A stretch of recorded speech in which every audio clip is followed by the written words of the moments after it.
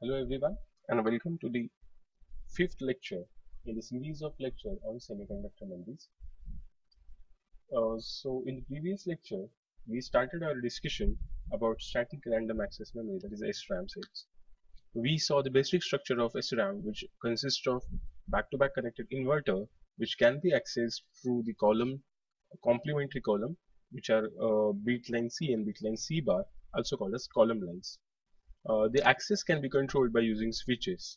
So while implementing this, it can be implemented using cross-coupled inverter, and the switches can be implemented using enhancement type NMOSes.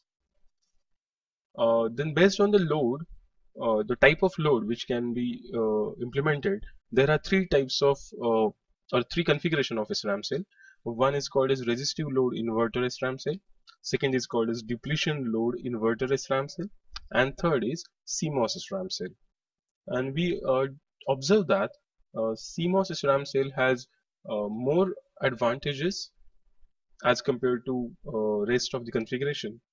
And one of the biggest advantages, it has lowest static power consumption and the best noise margin, and so practically it is used to implement the SRAM cells. And then we discussed about the operation principle of SRAM cell. We saw four operations: write 1, read 1, write 0, and read 0. Then we discussed about the CMOS SRAM cell in detail. We discussed about its advantages and its limitations. Then we discussed about the mask layout of resistive load inverter SRAM cell.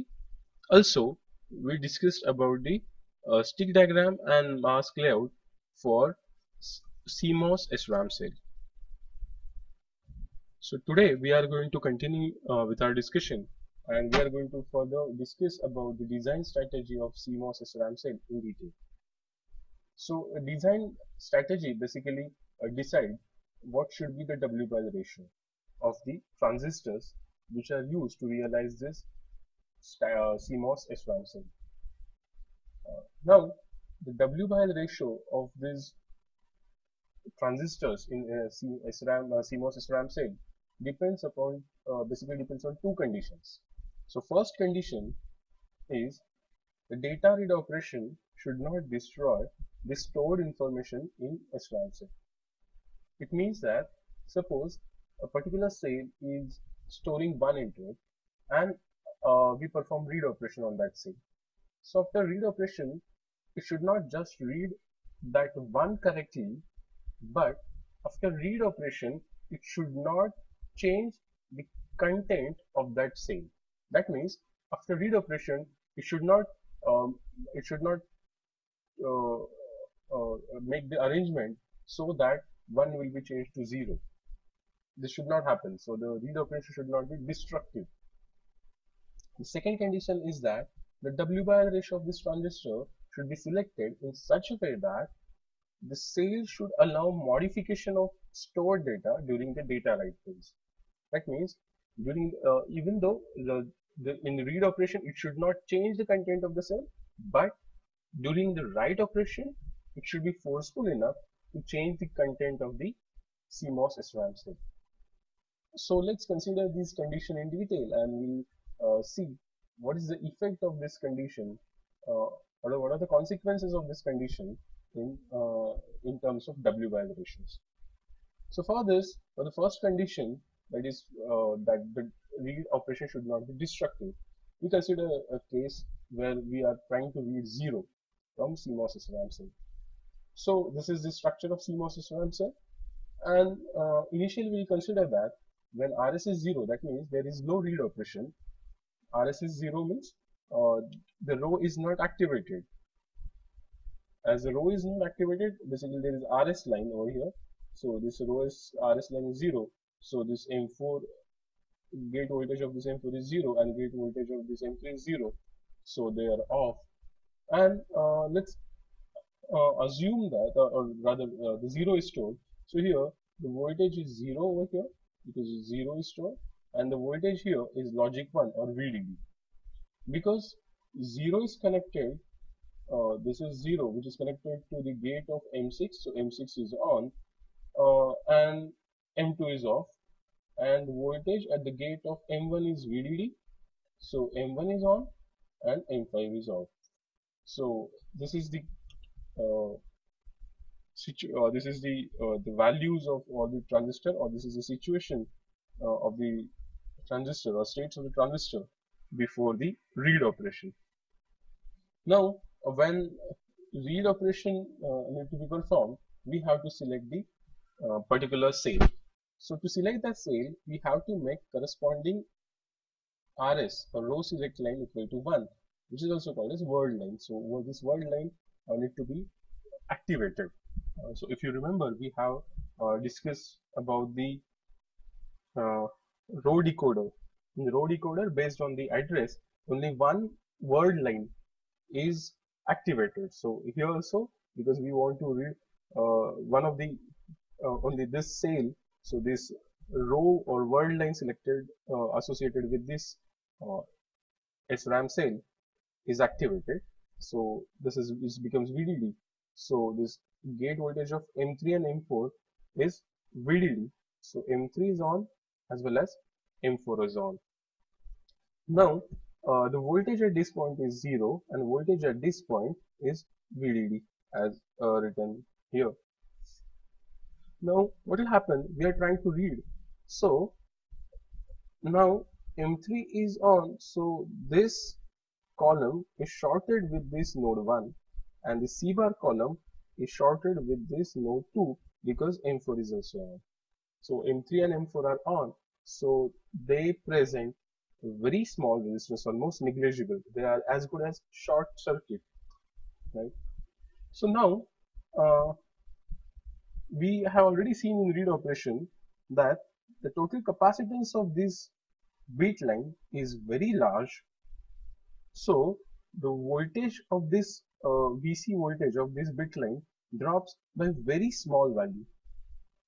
Here also the capacitance is large, but it will maintain its state, which is close to VDD. Now, as the so you just try to recollect the previous state. When RS was 0, the voltage at this point was 0, and it is supposed to be 0 even after the read operation. But during the read operation, M3 has been turned on. So as M3 is turned on, this node 1 is shorted with this column line. So it is directly connected to the column line. So the voltage VC is connected to column line. Now, during this state, as we have seen, M1 is on. So this capacitance CC tries to discharge through this, but because the capacitance is very large, it drops by VC drops by very small value, and VC. So we have seen that if normally it's 3.5 volt during the standby mode, but when RS become 1 and we try to read, so it drops to 3 volt. This 3 volt appear here. So they're expecting to have 0 volt here, but the 3 volt appear here because it is shorted, right? So this 3 volt is actually applied to the gate of M2 as well as gate of M6. As this 3 volt is applied to a gate of M2, so M2 might turn on. So M2 may turn on, and if the M2 turns on, so there will be a short resistance path for this node V2 to the ground. So this will drop to 0. So instead of VDD, it will drop to 0. As it drops to 0, so the gate voltage of this M1 also drops to 0. So it is turned off. As it is turned off, so there is no point which is pulling this to the ground. So it will be pulled high. Now it will be closer to VDD. So basically it will store 1 now. So before read operation it was storing 0, and if the W by ratio is not properly selected, then it might change it to 1. Okay. So from this discussion, one thing is for sure: when it is storing 0, then the maximum voltage at this point should not exceed the threshold voltage of this M2. Right. Remember, I'll repeat here: this you have to remember that when you are storing zero, so you can store 0 over here or you can store 0 over here, right? So when you are storing 0, then at that, for that branch of this circuit, the maximum or the maximum voltage at this node 1 should not exceed the gate voltage of this M2, right? So we should follow this uh, condition, and we try to figure out what is the impact of this condition. So here, if you observe, M3 is on and M1 is also on. Now the current flowing through M3 is exactly similar to, or is the same to the as that of the current flowing through M1. But if you see here, gate of M3 is connected to VDD. Its drain is almost equal to VDD. So M3 is in saturation, whereas M1, its gate is connected to VDD, but its drain is closer to 0, so it is in linear state. So if we write formula, so from this we can conclude that ID3 is equal to ID1, but ID3 is saturation current and ID1 is linear mode current of M1. So the formula is Kn divided by 2 VGS minus VT. So if we see, this is ID3. So in ID3, basically VG. So VG is nothing but this gate voltage VDD. So this is VG minus VS. So VS is source voltage, which is nothing but the node voltage V1. So this is V1 minus threshold voltage of this transistor. So here we'll assume that threshold voltage of all these NMOS are equal because they are fabricated using the similar process. So their dimensions are almost similar. That mu and COX and all the value on which the threshold value is dependent on, they are equal. So their threshold values are also equal. So from this we can find out the ID3 in this form, and we'll also try to write equation for M1. So it is in linear mode of operation, so that's why the formula becomes Kn by 2 times VGS minus VT into VDS minus VDS square. So the values are written here, so the formula looks like this. Now what we'll do is we'll put all the values to the limit. So we'll put the, what is the upper limit on Vn max? Upper limit is Vt by 2. So we'll replace all the V1 values with the maximum possible value, right? And we rearrange the terms. So after replacing all this V1 value with the maximum possible value, that is Vt of 2, or that is equal to Vt of n. So we'll get expression like this. So after rearranging the terms, we will get this, because K is equal to mu n COX into W by L. So mu n COX will cancel from numerator and denominator. So what we are left with is W by L of 3 divided by WL of 1. And after rearranging the terms, we will get this at the numerator, this term at the numerator, and this term at the this will come to numerator, and sorry, this term will come to the denominator. And because we have considered as a limit, so this inequality sign will appear when in a normal condition. So we can summarize this this condition like this: if W by the ratio of W by the ratio of this M3 and M1 is less than this value, then only the read operation becomes non-destructive. Okay, so in summary we can say that the read operation is non-destructive only if W by the ratio of this M3 to W by the ratio of this M1 should be less than this value. Because this circuit is symmetric, so the same applies for M2 as well as M4. So this is the first condition. Now let's talk about the second condition. The second condition says that the cell should allow modification. So the write operation should be forceful enough that the previous data can be replaced with the new data. So here we'll see the write zero operation to consider this criteria. So initially when RS is 0, let's assume that R1 is stored in this cell, and because R1 is stored, the voltage at this point is 1 and voltage at this point is 0, logic 1, that is VDD is the voltage, and voltage at this point is 0 volt. And from the voltage and because this gate volt, we can determine the gate voltage from this, and so we can easily find out that M5 is on and M2 is on, and M6 is off and M1 is off.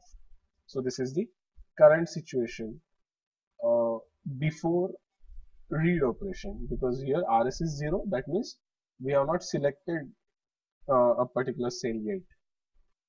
So when RS becomes 1 and we try to write 0 to this, let's see what are the different conditions that we have to consider here.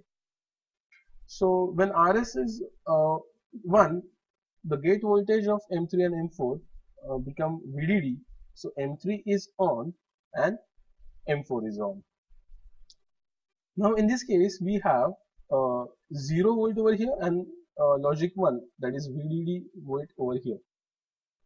Now let's recollect the statement of the previous condition. So what did we see?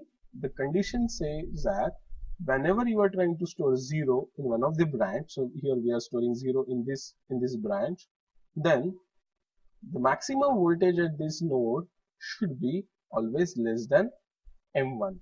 So V2, when you are trying to store 0, V2 should be always less than threshold voltage of M1. Now we are trying to write 0 to this cell, right? So the 0 this cell or the bit line is pulled down to 0, whereas this bit line is VDD. Now even if it is on and we try to write 1 over here when this is turned on, so earlier it was 0 and we are trying to write 1 over here, but because M2 is on, so it will always pull down to the ground. So we have to find out another way of forcing value here. Okay, so there are two ways of forcing value here. Either you can start from this bit line C bar or this bit line C. So we tried with this side, that is forcing VDD from here, but it's not possible because this node is connected to ground, so it will always be pulled down. So even if you try to write 1, it's not possible. So let's try the another way of storing the data. So here we try from the bit line, that is C. So the 0 is applied here. So because this M3 is on, so is a almost short of this node 1 with the bit line. So this 0 volt will appear here. As 0 volt appear here, the voltage start dropping and the gate voltage of M2 also drops. So M2 is off now, right? So M2 is turned off. So this is there is 0 volt and there is a path over here. So this is 0 volt, and because it's closer to 0, so M2 is off. As M2 is turned off, so there is no contact of this node 2 to the ground anymore. As it is not pulled down, so there is no small resistance path to the ground. So this VDD can be now imposed at this point.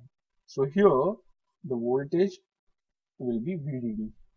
As VDD appears here, the same voltage appears at the gate of M1. So M1 is turned on.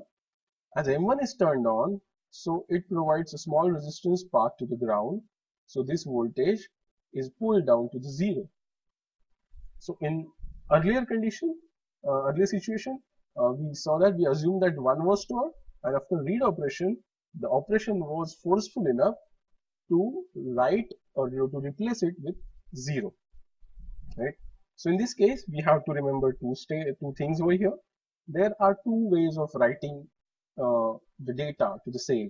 One was through bit line C and bit line C bar. We saw that writing VDD writing logic 1 through C bar was not possible because it was pulled down to the ground. So we tried from writing it from bit line C, and we saw the uh, corresponding the sequence. Okay. Now in this case, you can observe here that M3 is on and M5 is on during this state. So M3 is in linear state now because now its gate is connected to VDD and its drain is connected to uh, VDD and source is connected to ground. So it is in linear state and M5 is in saturation mode. But the current flowing through M5 and M3 are same. So we can write current flowing through M5, that is ID5 is equal to ID3, and so we'll replace with the current expression, and then after rearranging the term we can find out that this, of course, all these values are replaced with Vt of n. So even though we are using M2 here, or we are using M1 here in this case, or M5 or M3. So whenever you are using NMOS, you are going to use Vt of n, and whenever you are going to use PMOS, you have to use Vt of p, because we assume that threshold voltage of all the NMOSs are equal and threshold voltage of all the PMOSs are equal. Now if I replace this Kp, so Kp can be replaced with mu n Cox W by L. Kp will be replaced with mu n mu p Cox W by L. So after replacement, we'll get this expression. Now the summary of this expression, or summary of this condition, is that the write operation can be done forcefully only if, or the write operation can be performed successfully only if the ratio of W by L ratio of M5 and M3 are less than this value. And because this is symmetric structure, so the same statement can be made for M4 and M6. Now in the first case, first condition, we discuss about the W by L ratio of M1 and M3. So it covers these two transistors, and at the same time it covers these two transistors. First condition basically talks about the W by L ratio of these two transistors. And in the next condition, we discuss about W by L ratio of these two transistors and these two transistors. So we from these two conditions, we can find out appropriate W by L ratio of all the transistors. So that's a design strategy of CMOS cell, CMOS SRAM cell. Now let's discuss about SRAM write circuitry. So this is a SRAM circuit where you can see these are two column lines and such a number of cells are connected, and the cells are accessed through the switches over here, and to activate a particular cell, RS or row select or word line is used. Okay. Now when we want to write some value to the SRAM cell, then we have seen that we have to, if you want to write 0 to this, then we have to make this 0 and we have to make this 1. And when we want to write 1 to the cell, then we have to make this 1 and this 0. So voltage, while during the write operation, voltage that is imposed on the bit line C and the bit line C bar are always complement of each other. So the write operation for the write operation, the circuit which is used should be capable of imposing the complement voltage on the both lines. So this is the simple circuitry which is used for writing data to the SRAM cell. So it basically consists of two NOR gates. So here this is the write control operation or a write control signal, and here the data which is to be returned to the same. Now let's look at the operation when there is no write operation. That means it is in standby mode. So in the standby mode, these are pulled high, that is which is closer to VDD, but we have seen that because of this high resistance or because of high capacitance, this value is instead of 5 volt, it will be 3.5 volt. So they are equal. So before read operation, they are equal. Now, during the before any operation, not just read or before read or write operation, they are equal, that is 3.5.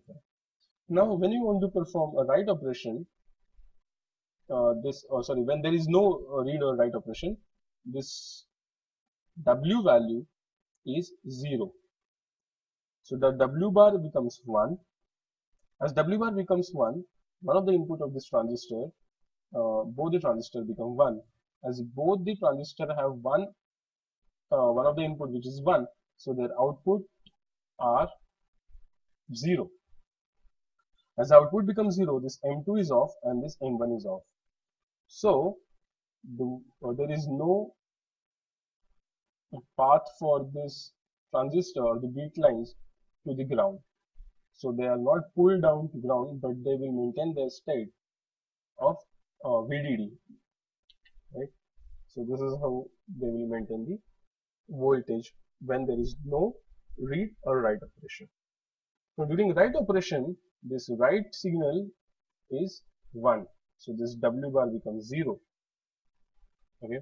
As W becomes 0, now let's see what happens if you want to write 1 to the circuit. So the data is 1. Right.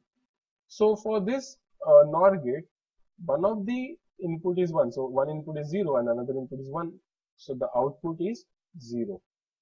For this NOR gate, both inputs are 0, 0. So the output becomes 1. This 1 is applied to this M2 and the 0 is applied to the gate of M1. And the 1 is applied to the input of M2, so M2 is off. M2 is on. And the 0 is applied to the gate of M1, M1 is off. Because M2 is on, so it provides a small resistance path for this bit line to the ground. Okay, and because this M1 is off, so there is no path for this bit line C to the ground, so it will maintain its previous state, that is closer to VDD. Right. Now let's see. So by using this circuit, we were able to pull this to the ground, pull this voltage to the ground, and we were able to maintain the value of this bit line. So complementary voltages can be applied at both bit line. Now let's see what happens if we try to write 0 to the same. So because we want to perform write operation, so W is 1, so W bar is 0, and the data is 0 because we want to write 0 to the cell. So the 0, 0 output of this NOR gate becomes 1. For this NOR gate, our inputs are 0 and 1, so its output becomes 0. So this 0 is applied to the input of this the gate input of this M2, so it is off, and this 1 is applied to the gate input of M1, so it is on. Right. So this is pulled down to the ground through this, and there is no path for this C bar to the ground, so it maintains the previous state, that is closer to VDD. Now, if you can recollect our discussion, 0 is always dominant while writing. So because when we are trying to write 0, you can see this line becomes 0 and this line becomes logic 1, logic 0 and logical, that is closer to VDD and closer to ground. And when we were trying to write 1 instead of 0, this became logic 0 and this became logic 1. And so our requirement of having the complementary voltage at both the bit line was attained or satisfied by this Wright circuitry. In this case, one thing we have to remember that M1, M2, M3 should have sufficiently large W/L ratio so that the column voltages can be pulled to 0. So what is consequence of this large W/L ratio? Large W/L ratio means its width of the channel is larger as compared to the length. So that means the resistance of this channel is very small. So in other words, it says that these transistors, whenever they are on, they should provide very small resistance, or they should present very small resistance while pulling it to the ground as a consequence of the circuit. Now here you can see that this data write circuitry can be useful amongst a number of columns. So here similarly there will be another set of columns. So there will be another cell. So if you want to write to the cell, at a time only one column or one row can be activated. Or even if you want to read from the multiple row, still it's possible. The outputs can be of this write circuitry can be shared amongst the number of columns. So there will be number of cells in these columns. Okay. So when we try to write one, it can be done accordingly. Now, out of this, we can select a particular column by controlling this M3 input. So, even the voltage at both these are 0, 1, 0, 1, 0, 1, it may appear that if whenever you want to write 0, this line will become 0, this line will become 1 for all the columns. So all the C column or bit line column C of all the columns will become 0, whereas C bar column of all these C bar line of all these columns become 0. But thus, and as well as the RS will be 1, so this might activate these cells as well. So it should not copy 0 everywhere unintentionally, of course. Then to control this or to select only one column out of this, we use this M3 as a switch. So it comes from the decoder, column decoder. So it will only one of the transistor will be on. So it will also have this transistor, but only one will be on. As one is on, so there is possibility of pulling it down. So in this case, there is no possibility of pulling it down. So it M1 and M2 are, even if they are on, still they cannot be pulled down. So these bit lines cannot be pulled down to the ground. So they maintain their previous value, right? So this a very simple circuit to understand. A truth table can be written like this. Okay. So that's about the write circuitry for SRAM cell. Then we'll see the read circuitry for SRAM cell. We have seen that whenever we want to read value from the SRAM cell, then voltage of one of the bit line drops by small value. It drops by few hundred millivolts. For example, if you want to read 0, then voltage at bit line C, that is VC, drops by very small value. And the example that we have seen, according to that, it drops from 3.5 volt to 3 volt. And whenever you want to whenever you want to read 1, the voltage of bit line C bar, that is VC bar, drop by small value, that is by few hundred millivolts.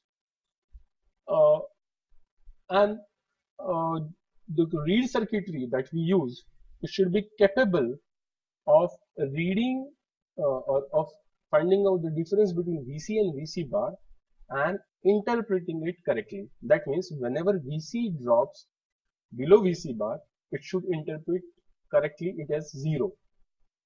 And when VC bar drops as compared to VC, it should correctly interpret it as logic 1. But there are certain limitations to this. It can be done. The simple circuit that can be used for this. So basically, we are finding out the difference between VC and VC bar. So if we apply it to the input of a simple differential amplifier, then the difference between VC and VC bar can be amplified, and it can be interpreted either as 0 or 1. But due to large capacitance of this, it takes longer time to the discharge. Uh, so using just a differential amplifier cannot be justified in this case, because we are using SRAM cell, which are made up of CMOS SRAM cell, which are used because they are very fast.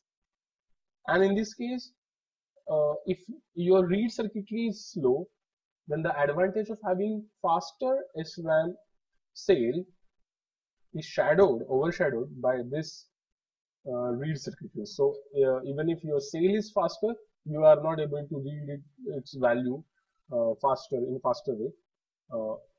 So you have already lost the disadvantage of having the faster cell. Because differential amplifier basically just amplifies the difference rather than giving you valid logic level. So most of the times, instead of using this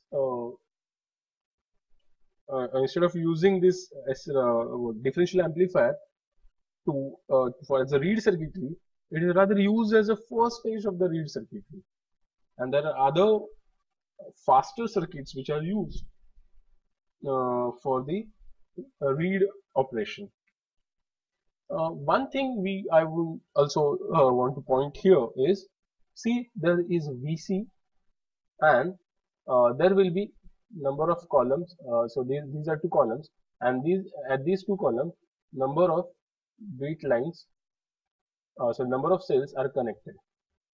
So when a read operation is performed, let's say this cell is consisting of or it stores 0, and this cell stores 1.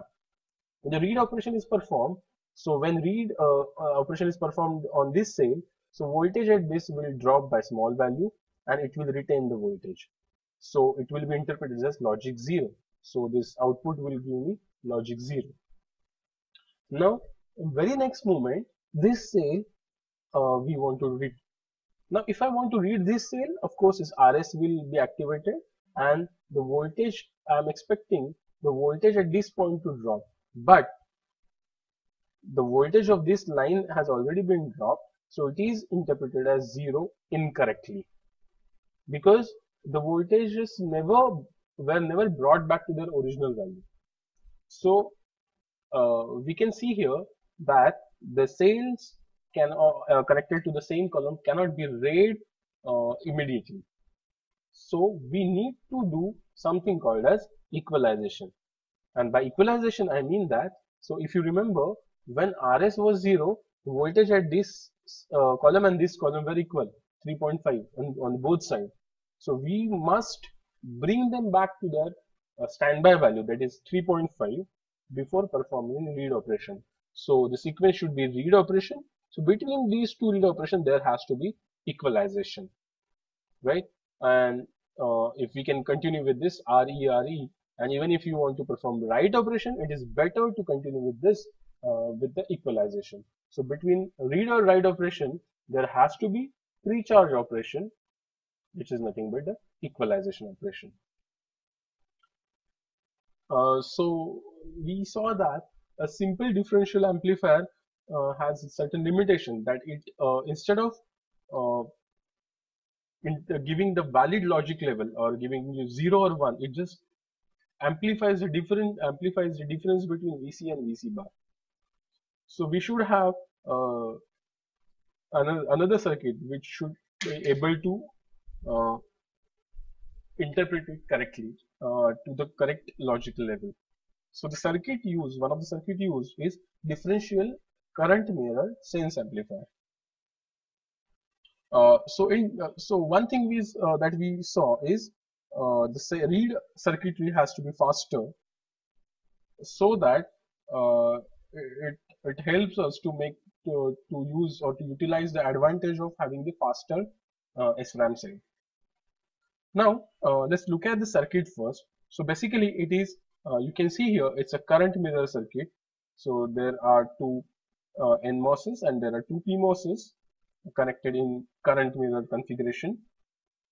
Now one thing I want you to observe, there are a few things I want you to observe about this circuit. So first thing is that here body is not connected to ground, but it is shorted with source to avoid the body effect. That's one thing. Second thing I want you to remember that this M3 is a long channel transistor which acts as a current source for the circuit. Right? Now we have already discussed about the equalization. So before, like I told you, before every read operation there has to be an equalization. So this can be controlled by using a clock cycle. So if I consider that during the equalization this clock is low, and during read or write operation the read or write operation can be performed during high clock, and during low clock uh, equalization operation is performed.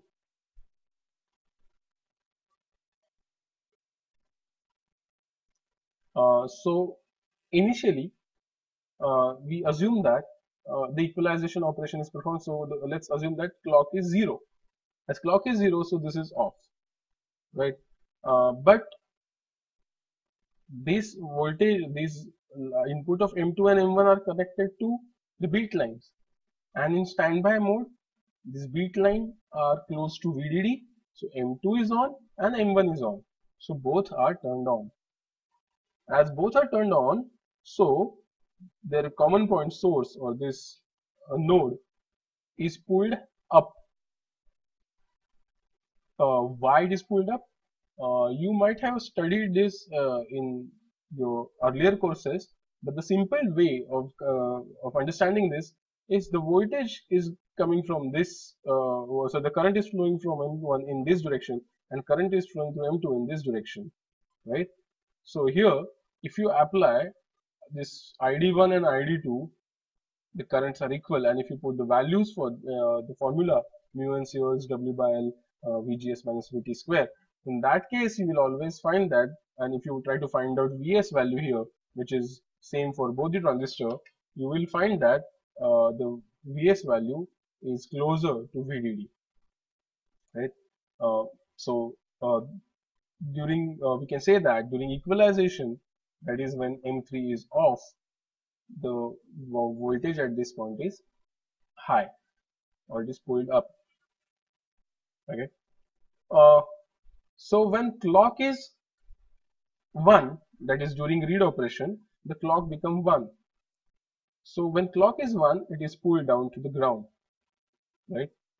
So during read operation or read 0 operation, voltage on C becomes 0 and voltage on C bar is 1. Let me erase this. So voltage on this is 0 and voltage on this is logic 1, that is VDD. So as voltage on this M1 is 0, it is turned off. As M1 is turned off and the M2 is turned on. Okay. As M2 is turned on, now there exists a small resistance part for M2, right? So the voltage at this point is pulled down. The gate of M2 is VDD, so it is on, so this node is pulled down and 0 will appear at the input of inverter. So remember, inverter is not part of this circuit, but it is used for driving the voltages to the VDD and ground. So this acts as a driver. So this is 0, so it is 1. And because of this inverter, it will always read output in the complement form. So actually we were reading 0, so we'll get 1 at the output. So this is the read 0 operation. Now let's see how it works in read 1 operation. So in read operation is performed. Again, it's a read operation. So read operation is performed when clock is 1. So as the clock is 1, you remember, right? So during equalization, during clock low, we perform equalization, and during clock high, we perform the read operation. So here clock is 1. So this is on, right?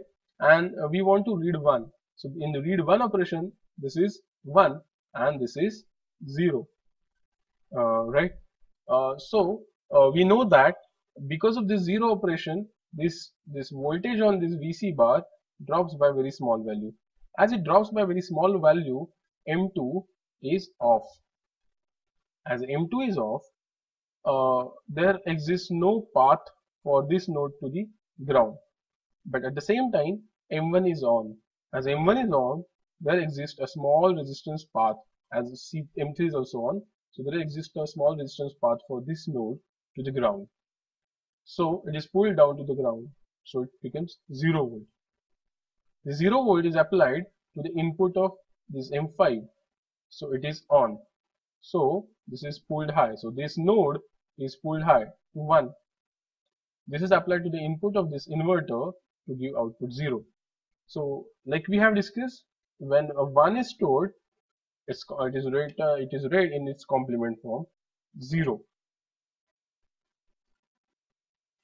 Okay, so this is about read operation and the write operation.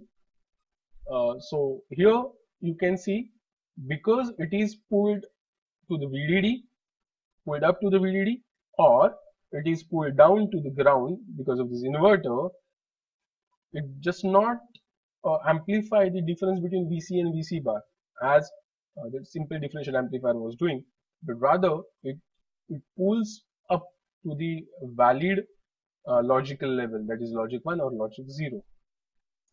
Now the speed of this can be further increased by using a multi-stage differential amplifier. So this is a differential, this is a two-stage differential current mirror sense amplifier.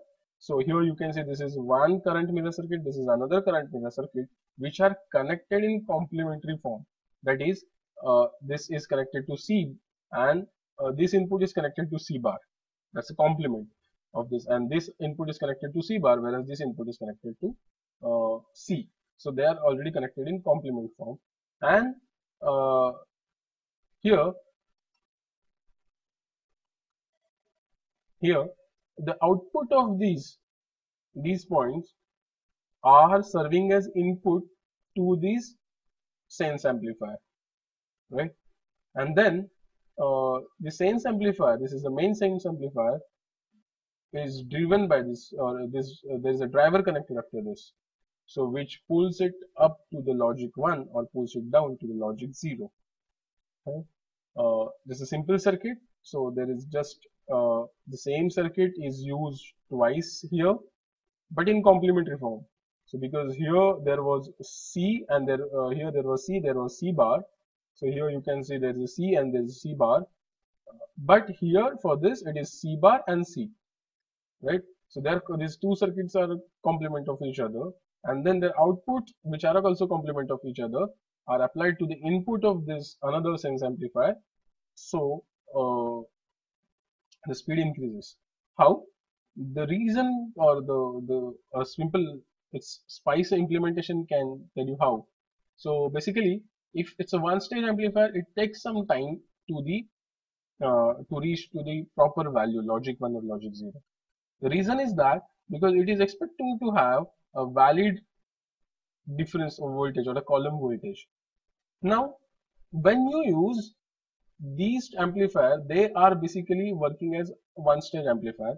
So you can see here they attain their state individually, and because their voltage level rise even before this column voltage changed or attains the required voltage, and these voltages are connected as input to the another fast sense amplifier.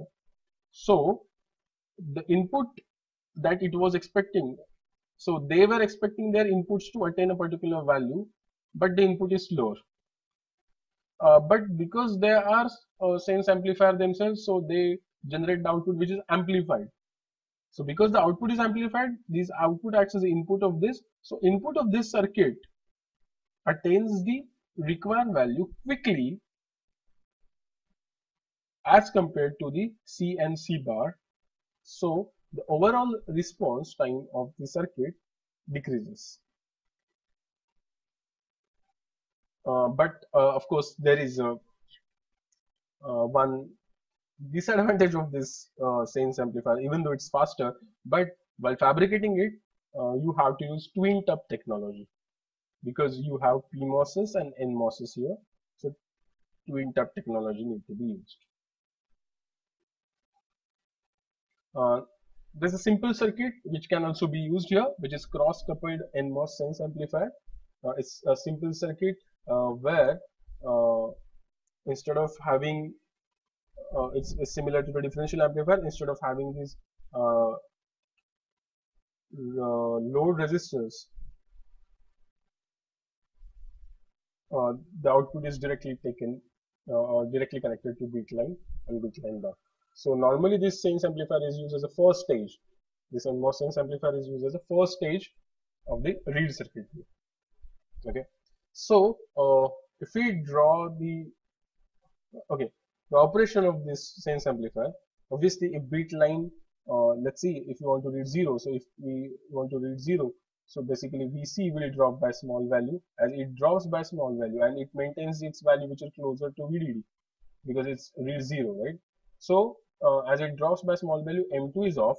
As M2 is off, so and this VDD is on. As a VDD is on, so this is not VDD. So this is VDD. So because of this VDD, M1 is on. So there exists a small resistance path, and when clock is 1, that is during the read operation, it will be pulled down. So VC was less than its standby value by few hundred millivolts. That is, it was around 3. But because it is pulled down to ground, it becomes now 0, which can be read interpreted correctly as 0. Okay. So this is how it works. In when write 1, so this become 1 and this is 0. So exactly opposite operation happen as that we have seen in read 0, and it can be correctly interpreted as logic 1.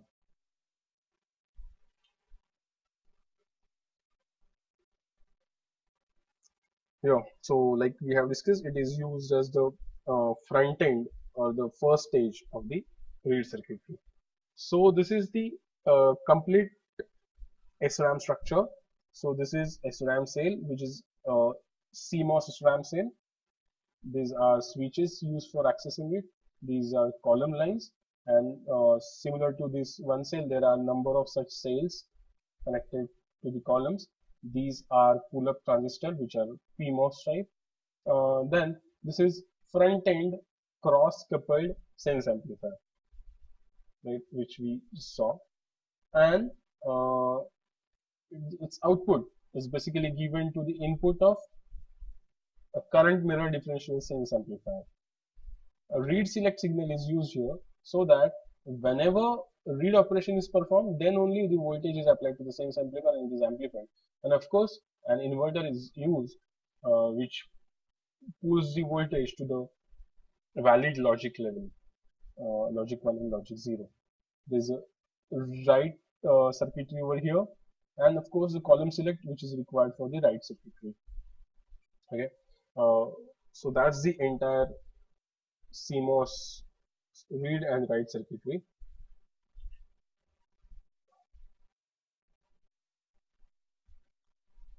Yes, dual port SRAM array. So it might happen that when you want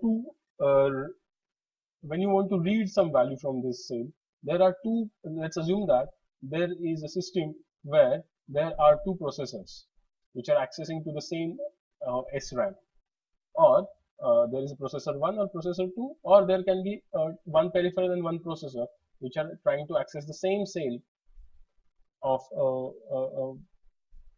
an SRAM. So it can be read through one switch, okay, and the voltage will drop accordingly. But then another processor, while P1 is reading, P2 has to wait for read operation of P1 to complete, and vice versa. So your SRAM cell is very fast, but your P2 has to wait because someone else, that is P1, is accessing the same. So the advantage of this fast SRAM cell cannot be utilized. So if we can avoid this waiting period of this P2, then we can utilize the speed of this faster SRAM cell. So for that, the simple way is to provide two bit lines. So here you can see there is one set of bit lines and there is another set of bit lines. Okay. So now even if you have P1 and P2, probably P1 can access to bit line 1, a set of bit line 1, and P2 can access to set of bit line 2.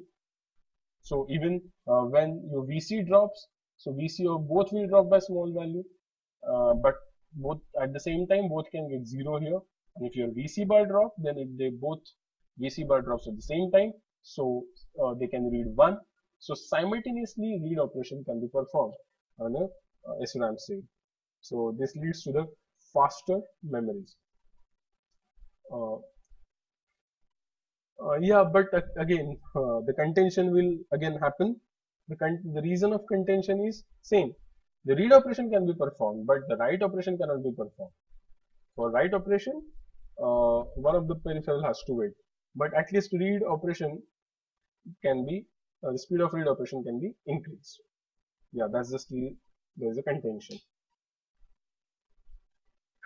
So that's about the dual port SRAM cell, SRAM array. So in this SRAM arrays, SRAM structure, the important questions would be asked on the three configuration of SRAM cells, their comparison, then working or the operation of SRAM cell, design strategy, question can be asked on design strategy. Numericals are not asked on design strategy. Rather, no numericals are asked for in this subject VLSI. And the stick diagram and mask layout can be asked in exam. Read circuitry and write circuitry can also be asked. It's very unlikely to for them to ask dual port SRAM array and this cross coupled NMOS sense amplifier. But otherwise, all rest of the topics are important with exams point of view. So I hope you have understood this. We'll meet in the next lecture very soon. Thank you.